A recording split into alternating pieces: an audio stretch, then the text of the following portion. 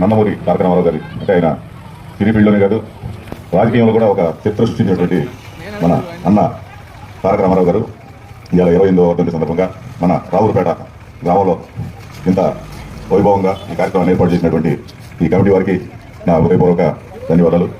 ఎన్టీఆర్ గారి గురించి చెప్పాలంటే మన రాష్ట్రంలోనే కాదు మన దేశంలోనే భారతదేశంలోనే ఒక మహోన్నతమైన గొప్ప చరిత్ర కలిగినటువంటి వ్యక్తి మన అన్న ఎన్టీఆర్.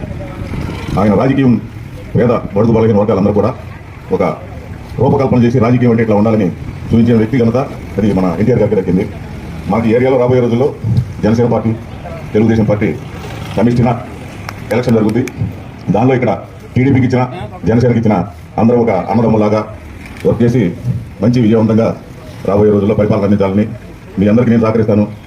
నన్ను అవసరమైతే మీరు సహకరించండి. నాకు కూడా కలిసి పనిచేద్దామని సభాపతిగా తీసుకుంటూ సెలవు తీసుకుంటున్నాను. జై తెలుగుదేశం.